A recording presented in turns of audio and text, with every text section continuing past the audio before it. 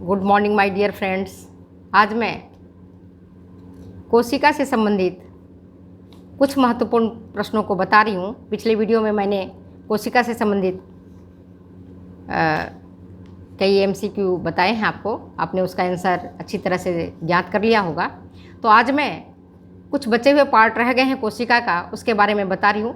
आप इन प्रश्नों को ध्यान से सुने जो आपके विभिन्न प्रकार के प्रतियोगी परीक्षाओं के लिए अति महत्वपूर्ण है। जो बच्चे पीजीटी का एग्ज़ाम देने जा रहे हैं उनके लिए तो नितांत आवश्यक है। तो आप मेरे क्वेश्चन को ध्यान से सुनना और इसका आंसर देने का प्रयास करना, और फिर मैं जो आंसर दे रही हूँ, एक्सप्लेन कर रही हूँ, उसके साथ आप अपने आंसर को मिला लेना। क्योंकि बच्चे, मैं बार बार कहती हूँ, रटो मत। जब तक आप कंसेप्ट क्लियर नहीं कर पाओगे तब तक आप कोई भी प्रश्न का सही प्रकार से उत्तर नहीं दे पाओगे। थोड़ा भी उलटफेर होगा तो आप नहीं कर पाओगे, है ना। जैसे मान लो कि अंग्रेजी के 26 लेटर्स हैं, अगर आप 26 लेटर्स को जान जाते हो तभी उससे आप वर्ड बना सकते हो, तभी उससे आपका सेंटेंस बनता है और बड़े बड़े आप आर्टिकल लिख सकते हो। लेकिन अगर आपको 26 लेटर ही मालूम नहीं है तो आप कैसे कर पाओगे काम। तो मैं एक छोटी सी माध्यम से आपको छोटे से उदाहरण देकर के आपको समझा रही हूँ। तो आप चलो, बगैर समय गंवाए हुए हम सेल के बारे में जानना चाहते हैं। अब ये देखो, सुसाइडल बैग किसको कहते हैं? आत्महत्या की थैली किसे कहा जाता है? आत्महत्या की थैली किसे कहते हैं? माइटोकॉन्ड्रिया या राइबोसोम या लाइसोसोम या सेंट्रोसोम? क्या करेक्ट आंसर है? Correct answer is lysosome. क्योंकि लाइसोसोम में लगभग 36 प्रकार के और इससे भी अधिक शक्तिशाली लाइसोसोमल पाचक एंजाइम्स होते हैं। पाचक मतलब जो पचा जाते हैं सभी प्रकार के शर्कराओं, सभी प्रकार के लिपिड्स, सभी प्रकार के फास्फोलिपिड, सभी प्रकार के न्यूक्लिक एसिड और प्रोटीन का अपघटन करके उन्हें छोटे छोटे अणुओं में विखंडित कर देते हैं, और इन्हीं के द्वारा कोशिका की विभिन्न संरचनाओं का पाचन और अपघटन भी कर देते हैं। इसीलिए इसे आत्महत्या की थैली कहते हैं, क्योंकि उनका अपघटन तो करते ही करते हैं, साथ ही उनके अपघटन के बाद लाइसोसोम स्वतः ही नष्ट हो जाता है, स्वतः ही खत्म हो जाता है। इसलिए इसको हम क्या कहते हैं? आत्महत्या की थैली। समझ आ गया? क्योंकि इसमें बहुत पावरफुल डाइजेस्टिव एंजाइम्स होते हैं। जैसे कोई बाहर कोई अणु आ गया, कोई कण आ गया, तो उस समय लाइसोसोम क्या करता है? लाइसोसोम की जो दीवारें हैं वो फट जाती हैं और उसके अंदर से एंजाइम्स निकलता है, डाइजेस्टिव एंजाइम्स, और उसको निगल जाता है। ठीक है, चलो अब क्वेश्चन नंबर 2। सेल नेक्रोसिस कहते हैं किसको? सेल नेक्रोसिस कहते हैं किसको? पहला, क्षतिग्रस्त कोशिकाओं का लाइसोसोम द्वारा निगल जाने की क्रिया, या कोशिकाओं में शक्ति का संचार होना, दूसरा ऑप्शन।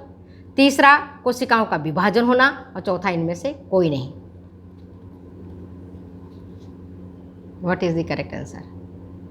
सेल नेक्रोसिस कहते हैं क्षतिग्रस्त कोशिकाओं का लाइसोसोम द्वारा निगल जाना। जब कभी भी किसी संरचना अथवा कण का अपघटन या पाचन करना होता है तो लाइसोसोम के संपर्क में जब वो कण आता है तो उसके आने से लाइसोसोम की जो झिल्ली अभी मैंने आपको बताया, वो जो बाहर का मेम्ब्रेन है वो टूट जाता है, और टूटने के बाद अंदर की जो द्रव है जिसमें डाइजेस्टिव एंजाइम्स हैं पावरफुल, वो उनको पकड़ करके निगल ले जाता है, उनको ख़त्म कर देता है।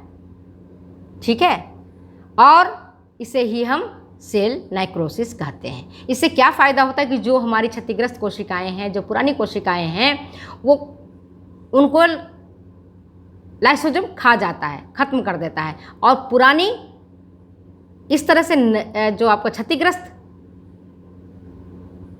कोशिकाएं हैं, डैमेज्ड कोशिकाएं हैं, वो खत्म हो जाती हैं और नए कोशिकाओं के लिए एक प्लेस बन जाता है, एक स्थान बन जाता है। ठीक है, अब क्वेश्चन नंबर 3 देखो, लाइपोकॉन्ड्रिया कहते हैं।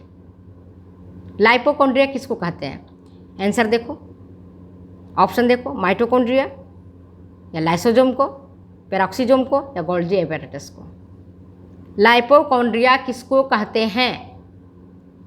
ऑप्शन क्या है? माइटोकॉन्ड्रिया, लाइसोसोम, पेरोक्सीसोम या Golgi apparatus. Correct answer is Golgi apparatus.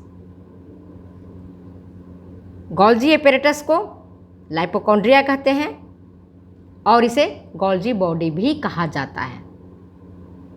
ठीक है, इसी को गोल्जी बॉडी को ही लाइपोकॉन्ड्रिया कहते हैं। माइटोकॉन्ड्रिया मत लिख देना, गलती हो जाएगा, लगेगा कि माइटोकॉन्ड्रिया कॉन्ड्रिया है तो लाइपोकॉन्ड्रिया इज माइटोकॉन्ड्रिया। नहीं, क्या आंसर है आपका? Answer is Golgi body. Next question number चौथा। गोल्जी बॉडी का मुख्य काम है, क्या काम है? सेक्रेशन पहला, दूसरा प्रोटीन सिंथेसिस, तीसरा उपरोक्त दो नहीं, चौथा इनमें से कोई नहीं। What is the correct answer? Golgi body का मुख्य काम है सेक्रेशन। समझ गए? इसके अलावा यह पॉलीसेकेराइड, म्यूकस और प्रोटीन सिंथेसिस में भी मदद करता है। ये कौन काम करता है? गोल्जी बॉडी करता है। अब क्वेश्चन नंबर देखो 5वां। अंतःप्रद्रवी जालिका नहीं पाए जाते हैं। मैं पूछ रही हूँ, नहीं पाए जाते हैं। ये बहुत इंपॉर्टेंट क्वेश्चन है, सेल से संबंधित क्वेश्चन है और आ सकता है। तो अंतःप्रद्रवी जालिका नहीं पाए जाते हैं, किस में नहीं पाए जाते हैं? बैक्टीरिया में, पहला ऑप्शन, दूसरा वायरस में, तीसरा उपरोक्त दो नहीं और चौथा इनमें से कोई नहीं।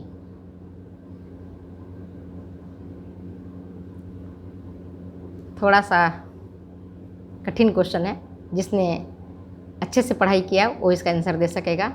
अंतःप्रद्रवी जालिका नहीं पाए जाते हैं, पूछ रही हूँ किस में नहीं पाए जाएगा? वायरस में और बैक्टीरिया में, ये नहीं पाए जाते हैं। इसके अलावे मैमल्स के जो स्तनधारी प्राणी हैं उनके आरबीसी लाल रक्त कणिकाओं में भी एंडोप्लाज्मिक रेटिकुलम नहीं पाए जाता है। समझ में आ गया? आरबीसी लाल रक्त कणिकाएं, जिसके बारे में हमने पिछले वीडियो में बताया था डिटेल्स में, उसमें ये नहीं पाया जाता है। ठीक है, अब क्वेश्चन नंबर 6 देखो। जब अंतःप्रद्रवी जालिका के सतह पर अत्यंत बारीक कणिकाओं के रूप में राइबोसोम उपस्थित रहते हैं तो वो कहलाते हैं, उसको क्या कहते हैं हम? एंडोप्लाज्मिक रेटिकुलम के सतह पर अत्यंत बारीक कणिकाओं के रूप में राइबोसोम उपस्थित रहते हैं, जिन्हें हम कहते हैं, वो क्या कहलाते हैं? उसको हम क्या बोलेंगे? ऑप्शन सुनो, ग्रैनुलर एंडोप्लाज्मिक रेटिकुलम, दूसरा नॉन ग्रैनुलर एंडोप्लाज्मिक रेटिकुलम, तीसरा उपरोक्त दो नहीं, चौथा इनमें से कोई नहीं। करेक्ट आंसर इज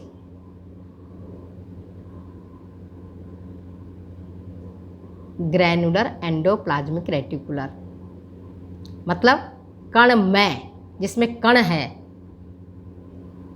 कण सहित बोल सकते हो, कणमय बोल सकते हैं, ग्रैनुलर बोल सकते हो, एंडोप्लाज्मिक रेटिकुलम।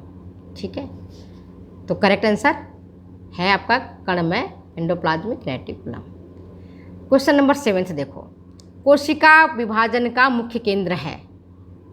कोशिका विभाजन का मुख्य केंद्र है, पहला सेंट्रोसोम, दूसरा लाइसोसोम, तीसरा राइबोसोम और चौथा पेरोक्सीसोम। बहुत इजी क्वेश्चन है, सबको पता होगा आपको। क्या है? सेंट्रोसोम है। क्या है? सेंट्रोसोम है। यह केंद्रक के एक ओर पाया जाता है। इसके ठीक मध्य में कुछ अधिक गहरे रंग की एक जोड़ी सूक्ष्म बेलनाकार संरचना दिखाई देती है, जिसको हम सेंट्रियोल कहते हैं। आप देखना, मैंने एक वीडियो बहुत पहले आपके कोशिका की बनाई हुई है, बोर्ड पर समझाया हुआ है चित्र सहित, उसको आप रेफर करना, तो आप देखोगे कि सेंट्रोसोम के जो बीच का पार्ट है, जो अधिक गहरे रंग का होता है और एक जोड़ी उसमें सूक्ष्म बेलनाकार संरचना दिखाई देती है, जिसे हम सेंट्रियोल कहते हैं। और कोशिका विभाजन का मुख्य केंद्र है सेंट्रोजोम। यहीं से कोशिका विभाजन की क्रिया प्रारंभ भी होती है और नियमित भी होती है। अब क्वेश्चन नंबर 8 देखो। कोशिका द्रव्य में पानी के बुलबुले के समान कई छोटी बड़ी संरचना पाई जाती है, जिसे कहते हैं, क्या कहते हैं? ऑप्शन सुनो। रिक्तिका, दूसरा पेरोक्सिसोम, तीसरा ऑक्सीडेजेज, चौथा कैटेलेजेज। क्या है? What is the correct answer? कोशिका द्रव्य में पानी के बुलबुले के समान कई छोटी बड़ी संरचना दिखाई देती है, जिसे हम क्या कहते हैं? रिक्तिका कहते हैं। क्या कहते हैं इसे? रिक्तिका कहते हैं, वैक्यूल कहते हैं। यह जो वैक्यूल है विभाजनशील कोशिकाओं और नई कोशिकाएं होती हैं उनमें अधिक संख्या में होती हैं। प्लांट सेल में ये अपेक्षाकृत जो आपके एनिमल सेल है उसकी तुलना में प्लांट सेल की रिक्तिका बड़ा होता है, मतलब वैक्यूल जो होता है वो बड़ा होता है। अब क्वेश्चन नंबर 9 देखो। रिक्तिकाएं एक झिल्ली द्वारा आबद्ध रहती हैं। रिक्तिकाएं एक झिल्ली द्वारा आबद्ध रहती हैं, जिसे कहते हैं, उसे क्या कहेंगे? टोनोप्लास्ट, पेरोक्सिसोम्स, साइटोस्केलेटन या सिस्टर्ने, क्या बोला जाता है?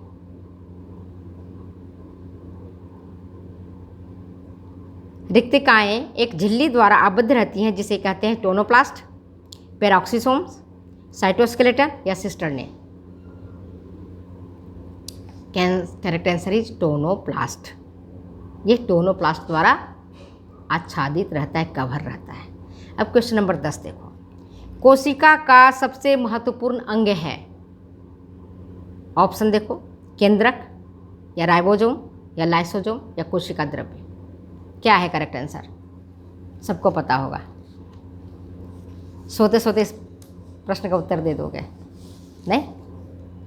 क्या करेक्ट आंसर है? केंद्रक, न्यूक्लियस। मानव शरीर में जो ब्रेन का स्थान है वही स्थान कोशिका में केंद्रक का है। ठीक है। नेक्स्ट क्वेश्चन नंबर 11 देखो। कोशिकीय पदार्थों का हस्तांतरण कोशिका द्रव्य से केंद्रक द्रव्य में होता है। स्टेटमेंट क्या है? कोशिकीय पदार्थों का हस्तांतरण कोशिका द्रव्य से केंद्रक द्रव्य में होता है। पहला केंद्रक झिल्ली से, दूसरा केंद्रक द्रव्य से, तीसरा न्यूक्लियोलस से और चौथा इनमें से कोई नहीं। क्या करेक्ट आंसर है? बोलो।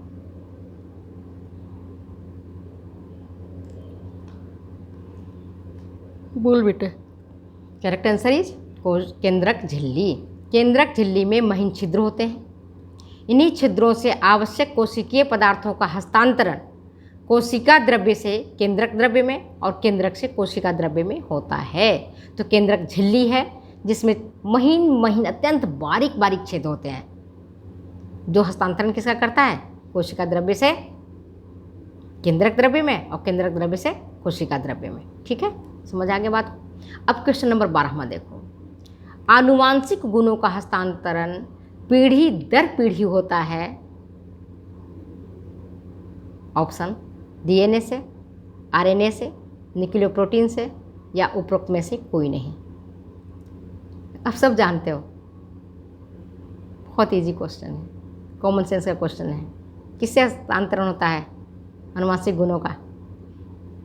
हमारी शक्ल सूरत, हमारे बोलने का ढंग, हमारे बालों का रंग, हमारी त्वचा का रंग, हमारी लंबाई, ये किससे मिलता जुलता है? अपने माता पिता से, दादा दादी से। ठीक है ना? तो हस्तांतरण किससे होता है? सब जानते हो आप। Correct answer DNA. Correct answer क्या है? डीएनए। अब क्वेश्चन नंबर देखो 13वां। शुक्राणुओं के एक्रोजोम्स के निर्माण में मदद करता है। शुक्राणुओं के एक्रोजोम्स के निर्माण में मदद करता है। कौन करता है? राइबोसोम्स या गोल्जी बॉडी या लाइसोसोम, एंडोप्लाज्मिक रेटिकुलम। कौन करता है मदद? शुक्राणुओं के एक्रोजोम्स के निर्माण में कौन मदद करता है? ऑप्शन है 4, राइबोसोम्स या गोल्जी बॉडी या लाइसोसोम या endoplasmic reticulum. Which one is the correct answer?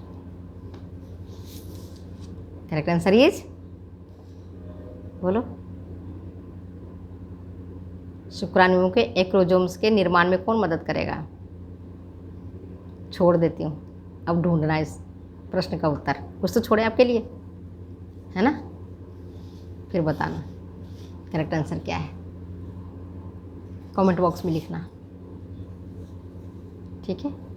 तो अगर आपको ये वीडियो अच्छी लगती है तो प्लीज़ शेयर करें, कमेंट करें, सब्सक्राइब करें। फिर मिलते हैं अगले वीडियो में अगले एपिसोड के साथ। तब तक जाने के लिए इजाज़त, बाय बाय।